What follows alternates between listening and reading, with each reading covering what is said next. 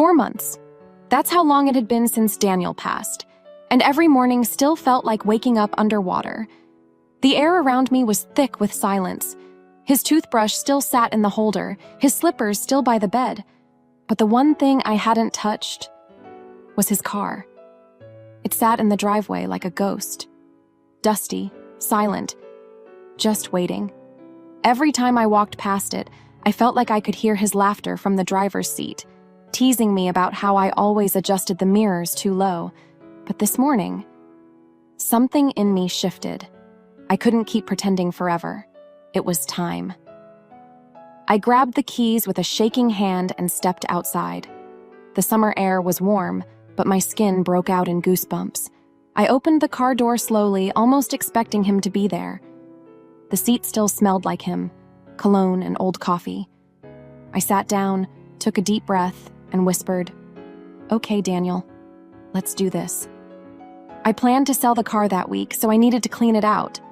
I started with the back seat, old receipts, one of Sophie's hair clips, an empty water bottle. Then I moved to the front, and that's when I opened the glove compartment. At first, it looked normal: insurance papers, a phone charger, a worn-out pen. But something else caught my eye. Tucked way in the back, hidden under a folder, a small black USB drive. I held it in my hand, staring.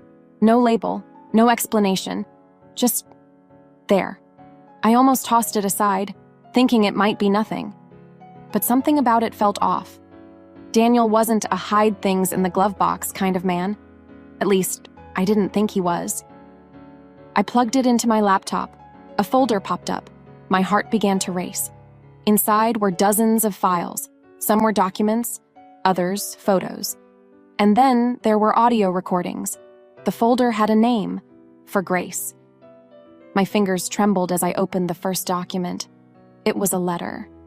And in that moment, my breath left my body. He was writing to me, but not the way I expected.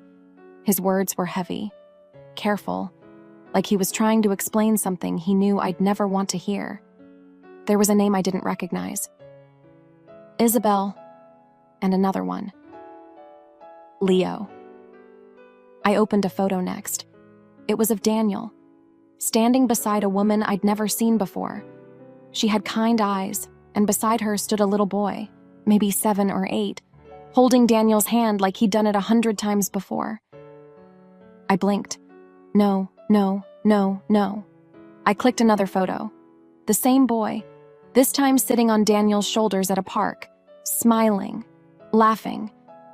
I covered my mouth as the room spun. My heart was pounding so loudly I could barely hear myself think. I wasn't angry, not yet. I wasn't crying either. It was something in between, a strange numbness that froze me in place. Who were they? Why were they with my husband? Why was this hidden? My mind started spiraling. I felt like I didn't know the man I'd shared a bed with for 10 years. The man who helped me raise our daughter. The man I buried with tears in my eyes and love in my heart. And now I was staring at a picture of him holding another child. A child who looked just like him. I didn't know what to think. I didn't know where to begin. All I knew was this: nothing in my life would ever be the same again. What would you do if you found out your late husband was hiding something like this? Let me know in the comments. And don't forget to like, subscribe, and turn on notifications if you want to hear what happens next. I didn't sleep that night. I just sat at the edge of my bed holding the USB like it was made of fire. The files played over and over in my head.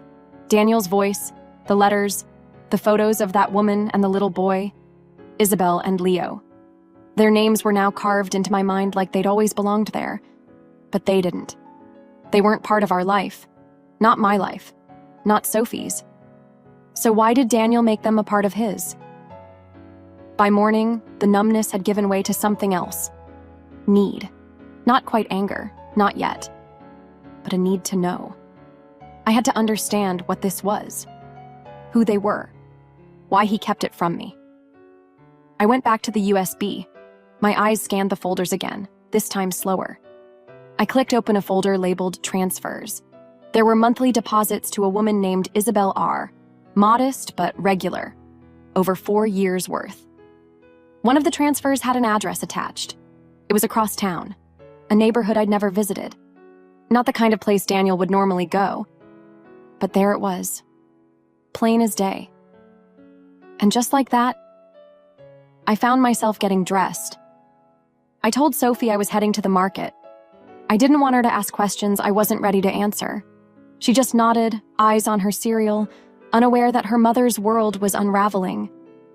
It took me 20 minutes to get to the address. The building was old but well kept. Paint peeling around the corners, small flower pots on some of the windowsills. A quiet street. I sat in my car, gripping the steering wheel so tightly my knuckles turned white. I didn't even know what I was doing there. Was I going to knock? Ask her who she was? Ask her what my husband meant to her? Before I could even decide, the front door opened. And there she was, Isabel. She stepped outside with a grocery bag in one hand and a little boy trailing behind her. My breath caught in my throat.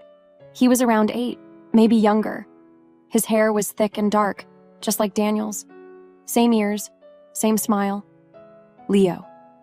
My chest tightened. I felt like I was looking through a window into a life I was never supposed to see. Isabel knelt down and helped the boy tie his shoelace. Her voice was soft, almost musical. He said something that made her laugh, and in that moment, something inside me twisted. She didn't look like a villain. She didn't look like someone who had stolen anything. She looked tired, kind, real. I wanted to hate her. I wanted to believe she was some horrible secret Daniel kept out of shame. But watching her now, it didn't feel like that. Not exactly. And that scared me more. I sat in my car, frozen. They walked down the sidewalk, unaware of me. Just a mother and her son going about their day. The boy held her hand and skipped a little, then pulled a worn keychain out of his pocket. My heart nearly stopped. It was the same style as the one Daniel gave me years ago, made from leather, stitched with little initials. I recognized his handiwork instantly. This wasn't just money. This was care, attention, love, maybe. I didn't knock. I didn't speak. I couldn't. I just watched until they turned the corner. Then I started the car and drove away. I didn't cry. Not then. But when I pulled into my driveway and saw Sophie's bike lying in the grass, that's when it hit me. There were 2 children in this story. One he raised with love, and one he kept in the shadows. And I was standing in the middle, not knowing which version of my husband was real, or which one I was supposed to mourn. I tried to pretend everything was normal. I made lunch, folded the laundry, even laughed when Sophie told me a story about her science teacher getting hit in the face with a foam rocket. But inside, I was crumbling. I kept thinking about that little boy's face, about Isabel's soft voice and how she smiled when she looked at him. And then I'd look at Sophie, her eyes, her chin, the way she always tilted her head when she was thinking hard. And it hurt. It hurt in places I didn't know could ache. I should have told her sooner. But how do you tell your 13-year-old daughter that the father she adored might not have been the man we thought he was? I didn't get the chance to figure it out. Because that night, Sophie found the USB. I had left it plugged into my laptop by mistake. I was in the kitchen rinsing dishes when I heard her shout, "Mom!" I dropped the plate in my hand. She was standing in the living room, eyes wide, the screen behind her glowing. A photo of Daniel, with Leo. "Who is that kid?" she asked, her voice shaking. "Why is Dad holding him like that's his son?" I couldn't speak. "Mom!" she yelled. "Who is he?" I walked over slowly, like my legs didn't belong to me. I sat down next to her. "Sophie, I need you to breathe, okay?" "Is he Dad's kid?" she asked, eyes filling with tears. "Do I have a brother?" "I don't know yet," I whispered. "I just found out 2 days ago." She stared at me like I'd betrayed her. "And you didn't tell me?" "I wanted to protect you," I said, reaching for her hand. She pulled away. "Protect me from what? From the truth? From knowing that my dad might have lied to us? That he had another family? My chest tightened. It's not like that. Then what is it like? She snapped. Because that looks like a family to me. Her voice broke on the word family, and that's when I saw it. That deep, awful wound forming behind her eyes. Not just pain, loss all over again. Only this time, it wasn't just about Daniel dying. It was about the version of him she kept alive and her heart being ripped away. She stormed upstairs before I could explain anything else. I sat there, staring at the paused image on the screen. Daniel had Leo on his shoulders, both of them laughing in the sunlight. He looked so happy. I hated him for it, and I missed him for it. Sophie didn't come down for dinner. I left her favorite mac and cheese outside her door, untouched. I could hear her crying through the wall, and every sob felt like a stab to my chest. I wanted to tell her that maybe he had a reason, that maybe he was helping them, not living some double life. But I didn't even know if that was true yet. How could I ask her to believe what I couldn't believe myself? Later that night, I sat in bed staring at the ceiling. My mind kept spinning. Was Leo Daniel's son? Was Isabel his lover? Was this some kind of arrangement he made to help a struggling mother? Or was it a betrayal in the deepest form? I didn't know. All I knew was this. My daughter was upstairs grieving a second time. And no matter how much I wanted to protect her, this truth was already changing her. Changing us. And I had no idea how to stop it. I didn't tell Sophie I was going back. She hadn't spoken to me properly since she found the USB. She barely looked up from her cereal in the mornings. I didn't push.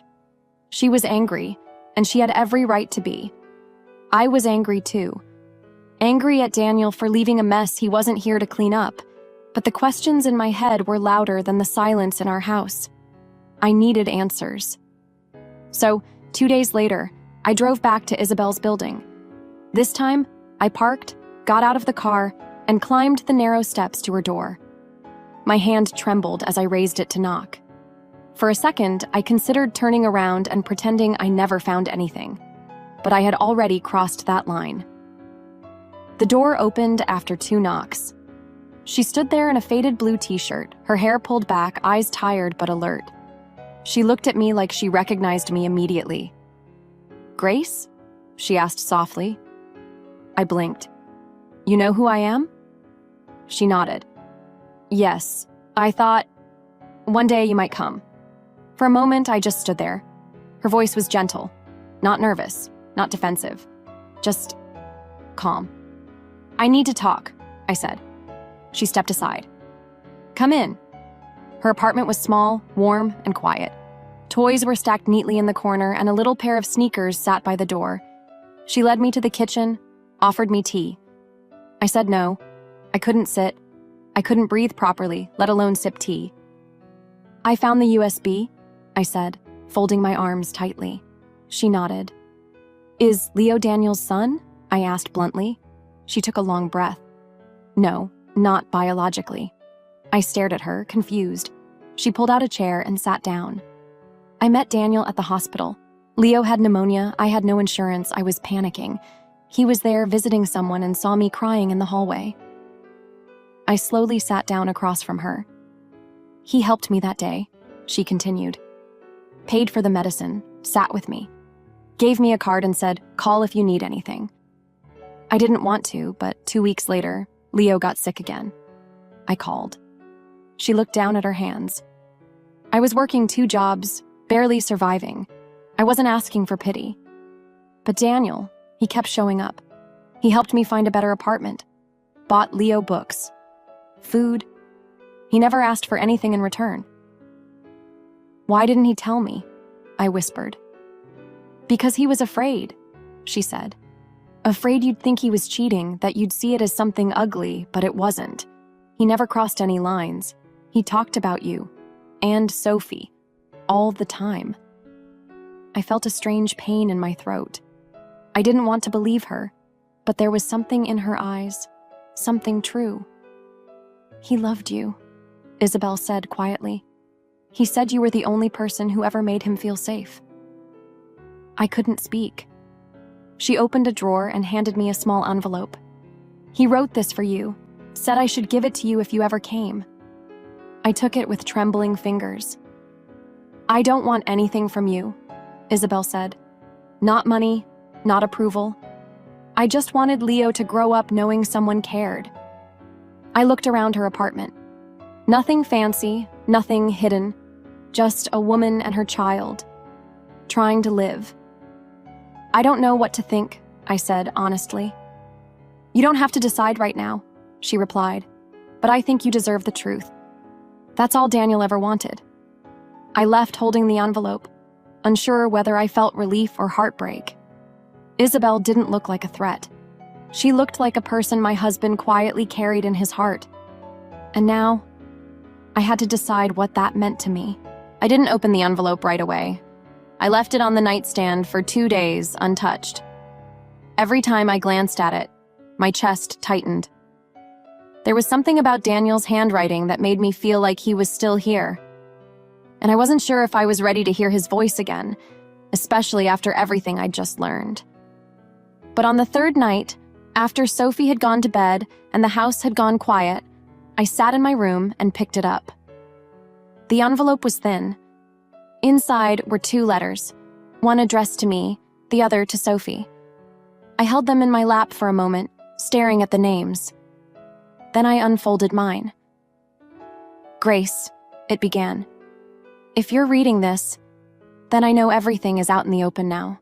And I'm sorry you had to find out this way. I took a breath and kept reading.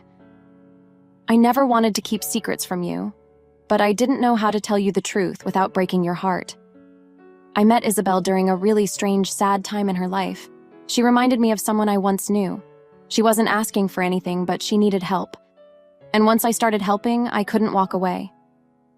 His words were slow and careful, almost scared. She never asked me to lie to you. That was my decision. I was trying to do the right thing for everyone. But I realize now, it was cowardly. I should have trusted you enough to share the truth. You have always been the strongest person I know. My eyes blurred. I didn't love her, Grace, not in the way I love you. But I loved that little boy. Leo. He brought something out of me. Something I didn't even know I still had. He reminded me what it meant to be human, to care for someone just because it's right. I paused, my hand trembling. There were times I thought of telling you, so many times, but I'd look at you and Sophie and think, why risk this? Why shake what's whole? And maybe that was selfish. Maybe I just didn't want to lose what we had. I could feel the knot tightening in my throat. Grace, you were the best part of my life, and I hope, if nothing else, you'll believe that. I didn't leave this world trying to deceive you. I left trying to protect something fragile. Maybe I went about it all wrong, but I did it out of love. I swear that. Tears spilled down my cheeks. Tell Sophie I'm sorry, and that I love her more than she'll ever understand. I don't expect either of you to forgive me, but I hope one day you'll see that I tried to do good, even if it didn't look that way. It ended simply, forever yours, Daniel. I folded the letter back up, pressing it to my chest. My heart felt like it had been split open and stitched back together, clumsily, but somehow still beating. I looked at the second letter, the one for Sophie. I didn't open it.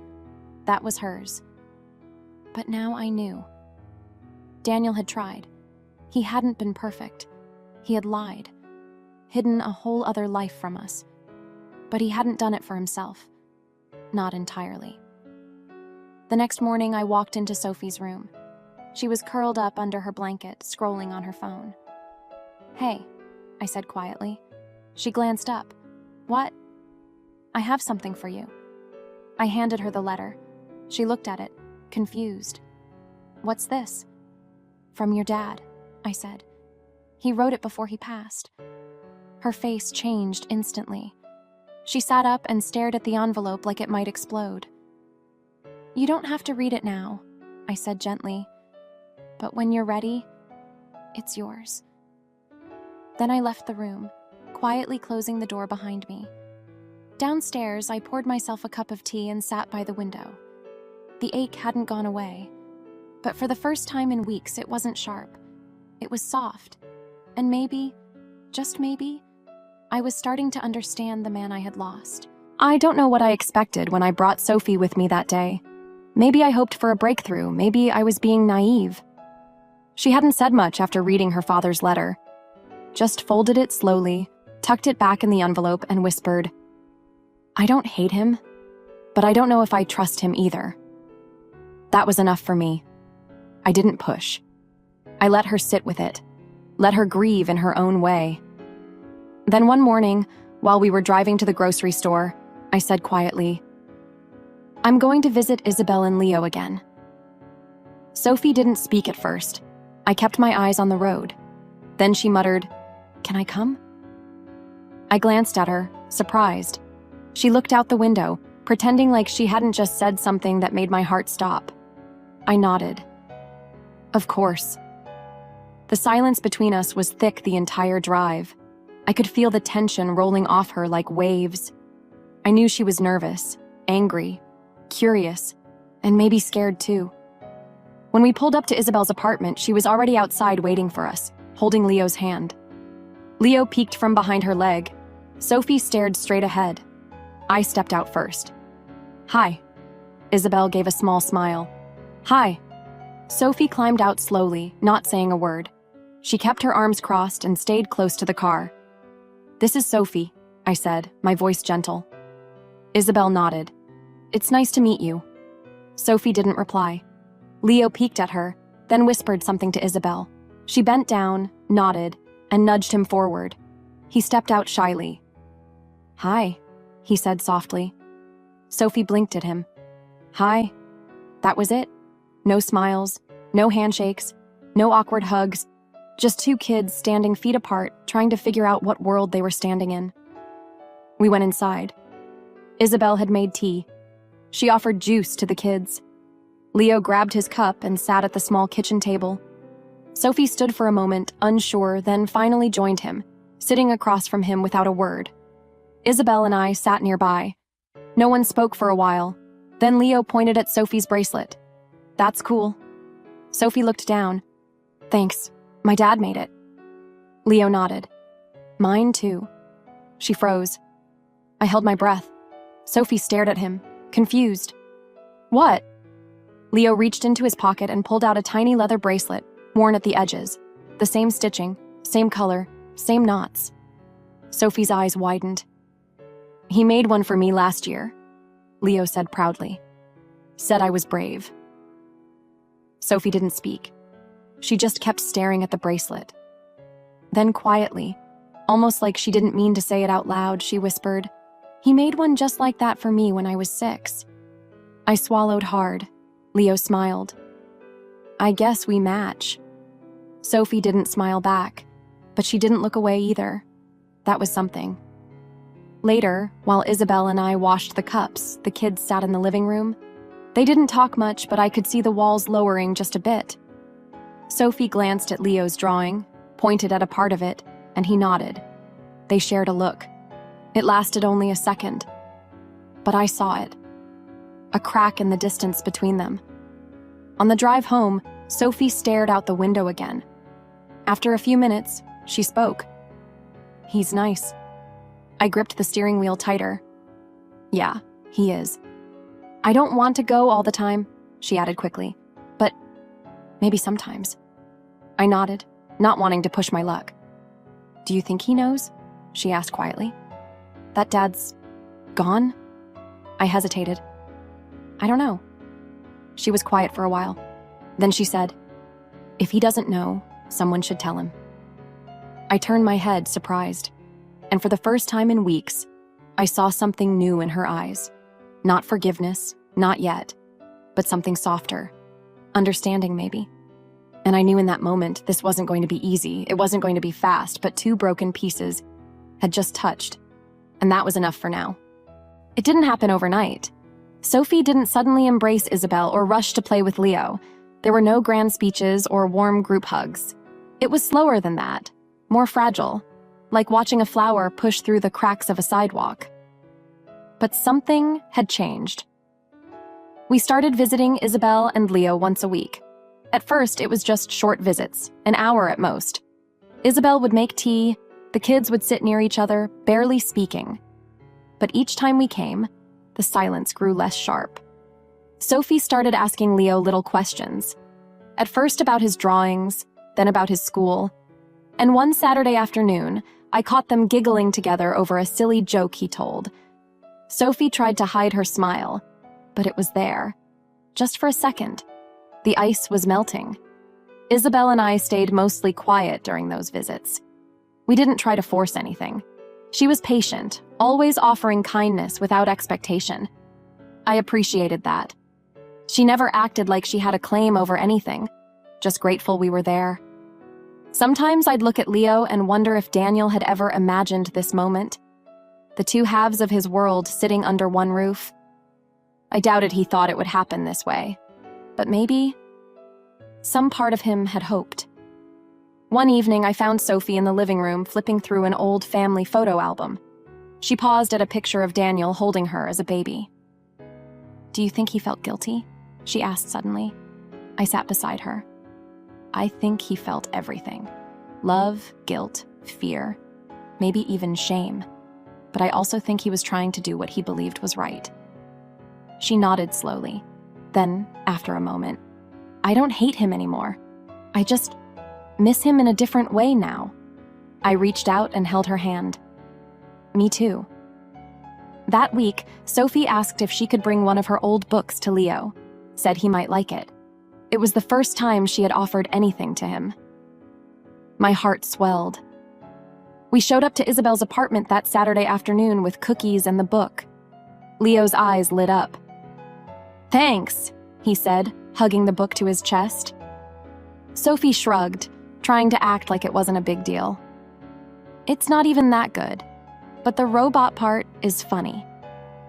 They disappeared into Leo's room, while Isabel and I sat on the couch, sipping tea. "You've raised a good girl," Isabel said gently. I smiled. "You've done an amazing job with Leo." We sat in silence for a moment, a comfortable silence. "I think about Daniel a lot," she admitted. "Not like missing him the way you do, but wondering what he'd think of this. Of us." I nodded. "Me too." She looked over at me. "Do you think we're doing the right thing?" I glanced toward the hallway, where faint laughter echoed from the kids' room. "Yes," I said. "It doesn't look like the family I thought I'd have, but maybe it's the one we're meant to build now." Tears welled in her eyes, and she quickly wiped them away. "I never wanted to take anything from you, Grace." "You didn't," I said. "Life just gave us the same man, in different ways." Later that night, as Sophie and I were getting ready to leave, Leo ran up to her with something in his hand. "Here," he said, holding out a keychain. It was small and made of green thread. "I made it at school," he said shyly. "You can have it, if you want." Sophie blinked. Then slowly, she took it from him. "Thanks," she mumbled. I caught Isabel watching from the kitchen doorway, a quiet smile on her lips. As we drove home, Sophie turned the keychain over in her hand. "You know," she said softly, "I think Dad would have liked that we're doing this." I smiled. I think he would too. That night, I sat by the window, watching the sky turn a deep purple. I held Daniel's old leather bracelet in my palm, the one I found in the glove compartment, the one that started it all. Our world had cracked open, but from the pieces, something new was growing. Not perfect, not simple, but real. And sometimes, that's enough.